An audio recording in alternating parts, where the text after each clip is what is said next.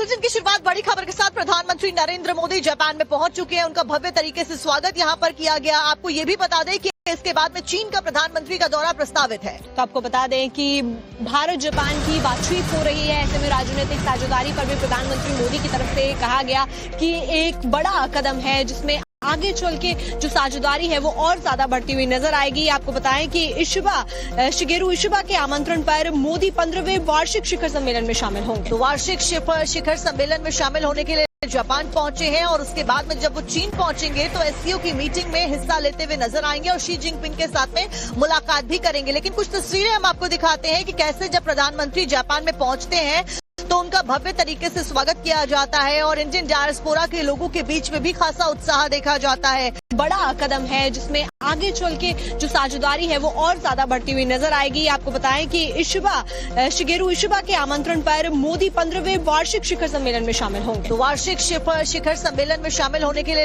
Japan पहुंचे हैं और उसके बाद में जब वो चीन पहुंचेंगे तो एससीओ की मीटिंग में हिस्सा लेते हुए नजर आएंगे और शी जिनपिंग के साथ में मुलाकात भी करेंगे। लेकिन कुछ तस्वीरें हम आपको दिखाते हैं कि कैसे जब प्रधानमंत्री जापान में पहुंचते हैं तो उनका भव्य तरीके से स्वागत किया जाता है और इंडियन डायस्पोरा के लोगों के बीच में भी खासा उत्साह देखा जाता है। उनके स्वागत के लिए तमाम तैयारियां की गई थी। 15वें वार्षिक शिखर सम्मेलन में शामिल होने के लिए पहुंचे हैं जापान।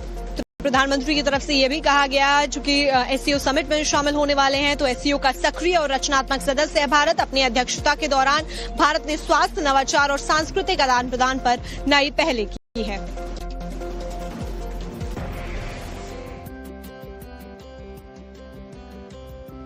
बारिश इस वक्त